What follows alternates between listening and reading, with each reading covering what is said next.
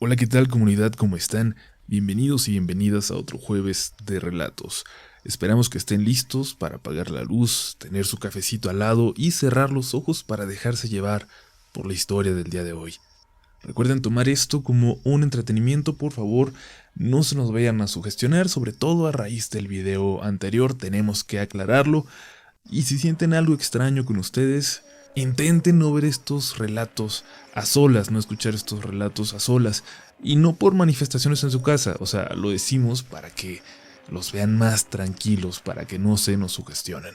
Sin más, volvemos a agradecerles a este ejército de la comunidad que sigue compartiendo los videos, que se ha propuesto llevarnos a 1 millón de suscriptores. Muchísimas gracias, de verdad. Crecemos por ustedes, únicamente por ustedes, y pronto vamos a tener una oportunidad de agradecerles en persona. Vamos a la historia de hoy. Estás escuchando Relatos de la Noche. Yo nací en un pueblito de Zacatecas. Cuando era niño, cuenta mi mamá, era demasiado travieso y me la pasaba haciendo diabluras junto a mis primos mayores. Tenía 4 años más o menos, y aún no hablaba. Por esa razón, supongo, tampoco tengo claros aquellos recuerdos. El que les voy a contar es más bien una reconstrucción hecha con lo que mis primos y mi mamá me contaron con el paso del tiempo. En una de esas tardes de travesuras, subimos el cerro en el que terminaba el pueblo. Ya casi al llegar a la punta, mis primos me llevaron por un camino estrecho, una vereda como para una persona que corría detrás de las casas de la última calle de tierra, alejada de las demás. Era un pequeño espacio entre los cercos traseros y un enorme muro que formaba el cerro desgajado, partido por ese lado para emparejar y construir. Primero nos divertíamos solo espiando, pero luego uno de mis primos sacó uno de los animalitos que tenían en la parte de atrás de un terreno, un pollito. Todos nos empezamos a reír y recorrimos esa calle viendo por dónde podíamos robar más animalitos. La gente en el pueblo solía ponerlos en los terrenos detrás de las casas. No recuerdo si podía entender que era algo malo lo que estábamos haciendo o la gravedad de estos actos, pero supongo que iba emocionado de poder participar en la travesura junto a los mayores. Pollos, un conejo, un pato, de todo traíamos. Lo que empezó como una travesura se había convertido en un momento en un robo formal. Los primos ya no solo sacaban a los animales, los que estaban descuidados muy cerca del cerco. Estaban rompiendo cercas para intentar robarse a los animales que veían como más valiosos. Uno de ellos dijo que no lo hiciéramos, que ya no rompiéramos nada. Si no se da cuenta la gente que vive aquí, dijo, podemos seguir viniendo. Y los demás hicieron caso. El botín de la noche había sido suficiente. Me dieron una de las gallinas a mí y me la llevé a la casa. Le dijeron mis primos a mi mamá que me la habían regalado para que nos la comiéramos, pero mi mamá decidió ponerla en el patio. Mejor la dejamos con nosotros para que nos dé huevitos, pensó. Pero uno de mis primos, el mayor, ya le había echado el ojo a un lechón, un puerquito. Ese iba a ser el gran botín. Así que sin dejar pasar más tiempo, decidió que tenía que regresar la noche siguiente.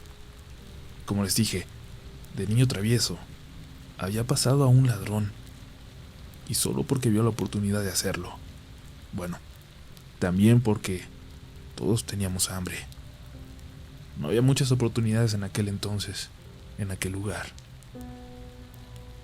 Le pidió a uno de sus hermanos y a un amigo que le acompañaran, y fueron de nuevo a aquel caminito.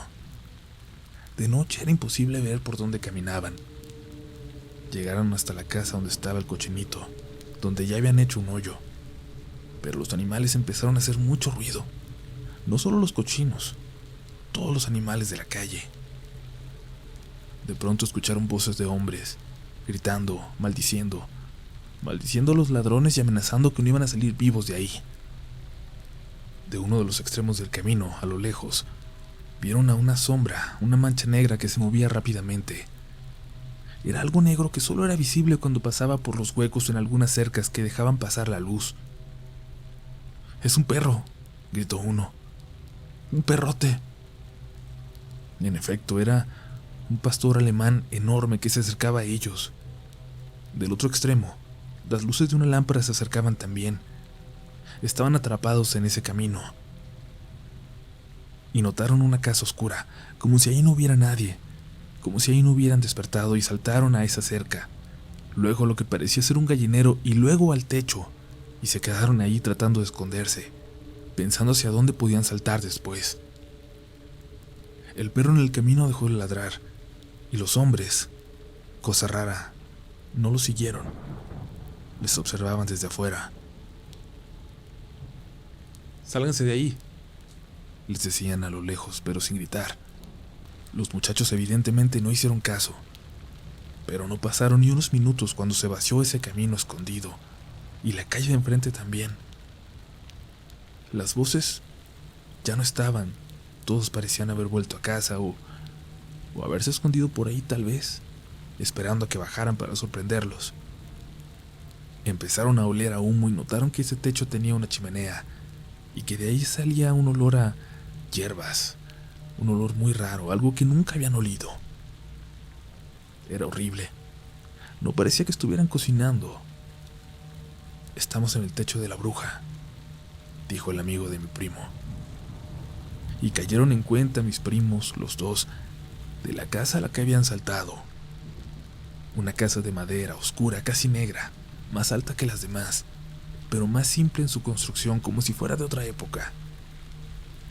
Les había llamado la atención, sí, pero nunca imaginaron que esa era la famosa casa de la bruja, algo que ya más o menos conocía cada chiquillo en el pueblo, al menos a través de leyendas. «Hay que bajarnos de aquí», y corremos hacia la vereda de atrás. «Nos vamos hacia el lado donde está el perro y si nos sale lo pateamos». Saltaron muy despacio al gallinero y luego al piso, y entonces vieron a una mujer sentada ahí. La bruja, supongo. Una mujer que los veía divertida desde una mecedora colocada en la parte de atrás de su casa, junto a su puerta trasera. No la habían visto. Había estado ahí todo el tiempo. Había estado ahí desde que saltaron hacia su casa. Los había visto intentando robar. No parecía importarle. No dejaba de reír. Y ellos corrieron como nunca. Dieron un salto casi sobrenatural por el terror y llegaron al camino y corrieron. Corrieron por el cerro hacia abajo, sin una sola luz que los iluminara en el camino. Con lo empinado que estaba, sus piernas ya no respondían. Se iban aventándose enfrente por instinto nada más, para evitar una caída. Sintieron que el perro los seguía durante todo el camino, pero al llegar abajo, dejaron de escucharlo gruñendo detrás. Se quedaron todos en la casa del amigo. Era la primera a la que llegaron, y tenían demasiado miedo como para volver a salir. Esa misma noche el perro de nuestro vecino despertó a mi mamá. Nosotros no teníamos. No nos alcanzaba para darle de comer. Mi mamá salió a revisar y se encontró con una mujer. Una muchacha muy bonita, dice, muy alta, parada en la mitad del patio con la gallina entre sus brazos. «Es mía. Me la robaron». Mi mamá no dijo nada. Solo se metió a la casa y luego volvió a salir. «Perdona, no sabíamos. Llévatela y ten, mira. Son los huevos que puso hoy. Son tuyos también». La joven sonrió y la dejó en el piso. «Déjaselos a la gallina. Quédatela. Pero cuida más a tu niño». La mujer, dice mi madre, se alejó hacia la oscuridad como si hubiera caminado de espaldas sin perderla de vista, pero por lo ancho del vestido abajo parecía que no movía los pies, como si hubiera flotado hacia atrás, hacia la noche. A las semanas nos llenamos de pollitos. Entre los huevos y los pollos nuevos, esa gallina nos alimentó durante los momentos más duros que tuvimos. Mi primo enfermó por aquel tiempo. Se puso flaco, muy flaco, de tan solo unos cuantos kilos, y se fue a vivir a la calle. Ya había perdido la razón. La familia, los amigos del pueblo, decían que seguro se había metido en drogas, pero ni siquiera había drogas en ese entonces en el pueblo. De hecho, es extraño que ahí no entra el narco. Pero algo lo había vuelto loco, ¿no? Algo lo había enfermado. Hasta ese entonces yo me había librado de algún encuentro con brujas, pero no sería así por mucho tiempo. Tenía 14 años cuando mi mamá me dijo que nos iríamos de ahí. Nos íbamos a México, a la capital. Aunque no me explicó que fuera por eso, después supe que le dijeron que allá habían visto a mi papá. Vendimos todo lo que se podía vender y emprendimos el camino. Mi mamá decía que no había más para nosotros en el pueblo y que ahí solo me esperaba el futuro de pobreza que seguía a toda mi familia. Y bueno, quizás en eso tenía razón. Terminaría como mis primos y mis tíos. Llegamos, lo recuerdo bien, a una vecindad en Peralvillo, una zona peligrosa desde aquel entonces. La vecindad se caía de vieja, pero era lo único para lo que nos alcanzaba. Supongo que a muchos nos pasa al llegar a una ciudad nueva. La dueña de los cuartitos no nos recibió, sino una de las vecinas, quien con mucho sigilo nos dio la llave y se disculpó por no poder mostrarnos el lugar. No quería pasar. Nos acomodamos esa misma tarde. Era un lugar muy pequeño de 2 piezas, una para la cocina y el comedor, y un sillón en una esquina, y la otra, la recámara. Dormiríamos los dos en el mismo cuarto, pero estábamos acostumbrados. Teníamos 2 catres que nos servirían por un tiempo. En el lugar, eso sí, se sentía mucho frío, más frío que afuera, pero lo atribuíamos a que estaba semivacío, a que así había estado por mucho tiempo. Le faltaba calor de hogar. A los días, mi mamá se enteró de que esos cuartitos donde ahora estábamos nosotros habían sido habitados por la hija de una señora que vivía justo en el departamento de arriba. Una señora de la cual todos decían que era bruja. Una señora a la que se le trataba con respeto, con ese respeto que solo te da el miedo de verdad. Al parecer, la hija y la nieta se habían ido sin decir a la señora dónde. Nadie tenía idea de dónde estaban ahora. La gente especulaba que las habían corrido por no tener cómo pagar y que por eso la señora, la bruja, había asegurado que se le iban a terminar pagando la dueña del lugar y la gente que se atreviera a vivir ahí. Pero de eso habían pasado casi 6 años. Algunos de los testigos de aquellas palabras ya no vivían o se habían ido del lugar, pero todos seguían tratando el tema con mucho sigilo. Nadie de la vecindad se había atrevido siquiera a preguntar por rentar aquel lugar. Los niños, bueno, los jovencitos de mi edad con los que yo hablaba, decían que la bruja ya se había muerto, que era solo su fantasma el que habitaba el departamento ese que estaba justo encima del nuestro. La sola idea me aterraba, porque la escuchábamos caminar todas las noches. Las señoras, las que llegaron a platicar con mi mamá alguna vez, la verdad es que le sacaban la vuelta al tema. Preferían e intentaban por todos los medios evitarlo, evitar hablar de esa mujer, de la bruja. Y entonces comenzamos a sufrir nosotros. Y todo comenzó de la forma más inimaginable, con un sonido tonto que quizás hasta los haría reír. Pero todo empezó por el sonido de una gota que caía constantemente en la cocina. Esa primera vez me levanté y fui a revisar si había alguna fuga, pero no, solo estaba un poquito abierta. La cerré. Minutos más tarde se volvió a escuchar, de nuevo, esa fuga. Volví a levantarme y en efecto estaba abierta. La cerré y entonces escuché arriba de nosotros, a la señora caminando justo de donde yo estaba como hacia su recámara. El nunca haberla visto, el que sus ventanas estuvieran tapizadas y que nadie se atreviera ni a pararse enfrente de su casa, me hacía tenerle un miedo exagerado a la señora de arriba, fuera una bruja o no. En la vecindad todo era normal, excepto en este último pasillo hasta el 3er piso, el que daba a la casa de la señora. Nosotros intentábamos hacer nuestra vida normal. Yo salía de la escuela y me iba a ayudar a mi mamá con sus ventas. Regresábamos a eso de las 8 todos los días a la casa, a cenar lo que hubiera, y yo a hacer tarea y a dormir. Una de esas ocasiones, al llegar a la casa, cuando metíamos la llave para abrir la puerta, escuchamos a una mujer adentro, como tarareando una canción. Nos volteamos a ver, nos asustamos porque pensamos que alguien se había metido y ahí teníamos todas nuestras cosas, todo lo que mi mamá vendía, de lo que vivíamos. En cuanto abrimos, vimos que la luz estaba apagada. No había nada, pero mi mamá jura que miró que alguien se metió al cuarto donde dormíamos, cuya puerta estaba al fondo. Por eso corrió hacia allá, y yo detrás de ella. Dentro del cuarto, todos los cajones de los muebles que teníamos estaban abiertos, y toda la ropa y nuestras cosas estaban tiradas por toda la casa como si alguien las hubiera aventado. Mi mamá seguía revisando un viejo ropero que estaba en el cuarto, el único lugar, después de que miramos debajo de la cama, donde alguien pudiera estar escondido. Pero no había nadie, nada. De todas formas, mi mamá atoró bien las puertas del ropero, y salimos para preguntar si alguien había visto o escuchado algo raro, pero era increíble. El ambiente tétrico, triste, lúgubre que había dentro de la casa contrastaba por completo con el bullicio de los patios. Pero nadie nos quiso contestar nada. Nadie nos dijo nada.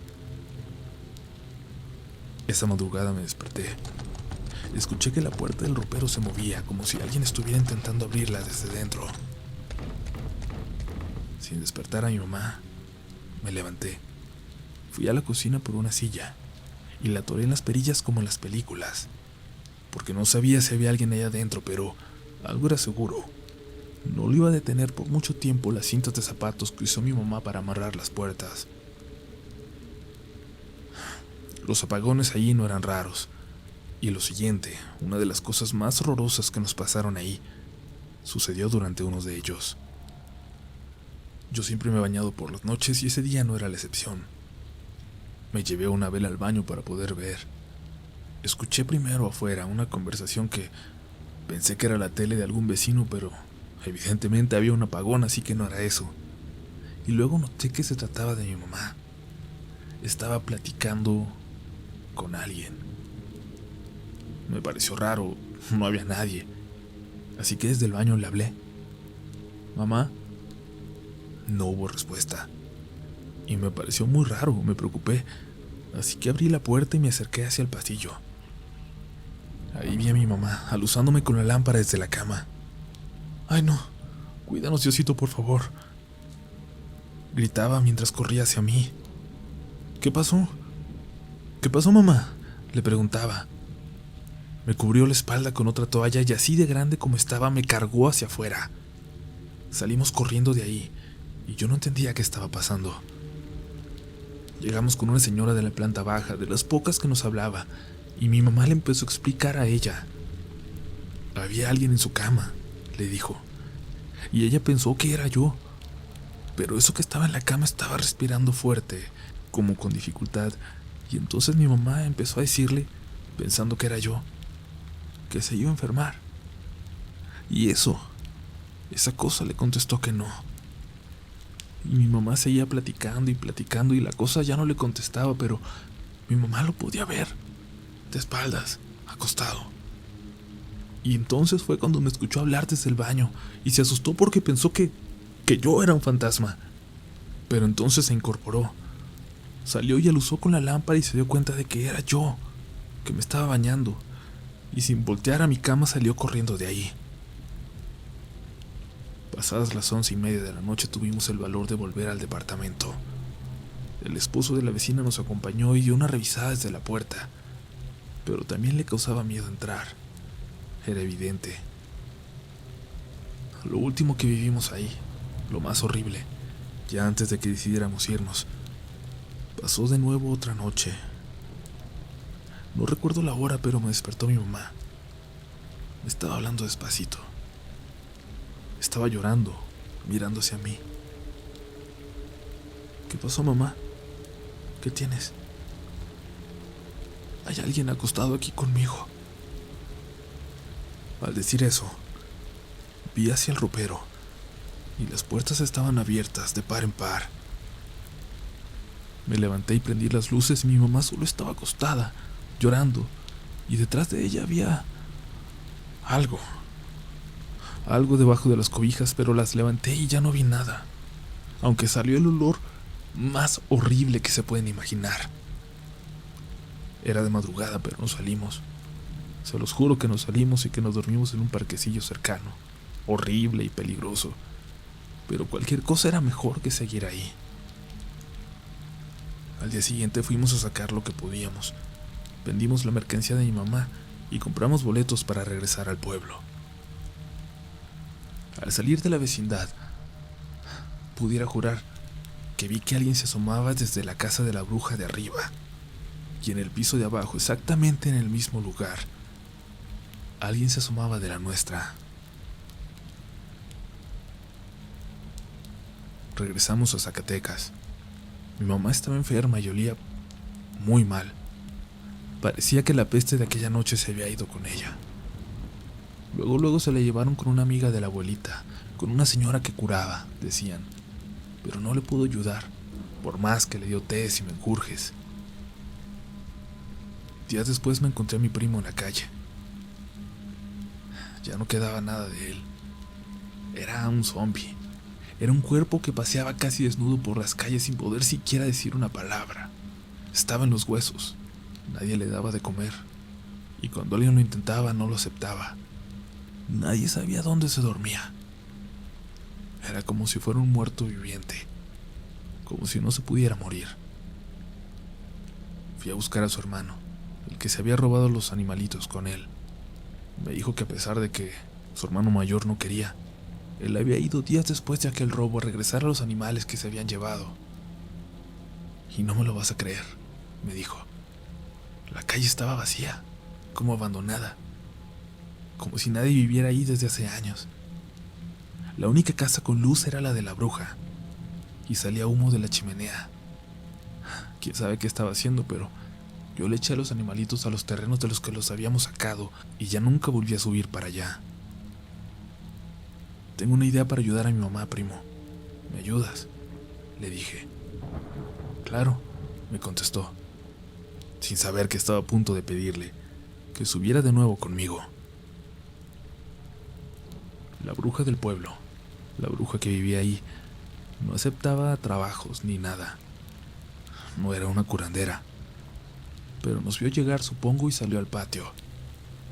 Me acuerdo de ustedes, dijo, y ayudó a mi mamá, que apenas se sostenía, a pasar. A nosotros no nos dijo nada. Salió casi 1 hora después. Tu mamá traía un niño en la espalda, me dijo. ¿Qué? Sí, le echaron a un niño muerto en la espalda. O lo agarraron ustedes por meterse donde no debían. Yo no tenía idea de qué estaba diciendo, pero entonces le conté, resumida, la historia de lo que habíamos vivido en la Ciudad de México. Regresa mañana por ella, a esta hora, me dijo y se volvió a meter. Yo sé que está mal, pero algo, quizás la falta de otra esperanza, me hizo confiar en ella. Y regresé la noche siguiente con mi primo. Esa vez mi abuelita quiso acompañarnos. Mi mamá salió de esa casa, débil, pero caminando por su propio pie. Yo le agradecí a la señora y pensé que mi abuela lo iba a hacer también cuando se acercó a ella, pero empezó a gritarle, enojada. Yo sé que no eres buena. Nada de lo que haces es desinteresado. Tú le cuidas este pueblo al diablo. Pero lo cuido, señora, le contestó y se metió a su casa. Se empezaron a escuchar perros ladrar en las casas vecinas, aunque no había nadie, ni señales de los perros. Solo se escuchaban. Supimos que era momento de bajar. Ya no nos sentíamos bienvenidos ahí. Nadie subía hasta allá. Los caminos se habían desgajado hace años y ya no subían los carros. Era hasta complicado subir caminando. Tiempo después mi mamá me platicó que la señora, a la que ya nunca quiso decirle bruja, la acostó y platicó con ella toda la noche, incluso cuando se quedó dormida, pero mi mamá de alguna forma pudo escucharla. Dice que le contó que la bruja que le había echado al niño no estaba llorando el abandono de su hija y su nieta, que estaba llorando de culpa. Lo más probable es que hubiera descubierto que se querían ir y que ella misma las había matado. Quizás no ahí, quizás no ella físicamente, quizás en el camino o en su destino. Y yo solo me quedé pensando en la bruja que vive allá arriba, cuidándole el pueblo al diablo, y en la otra que sigue en aquella vecindad, arriba de una desafortunada familia a la cual seguramente sigue espantando.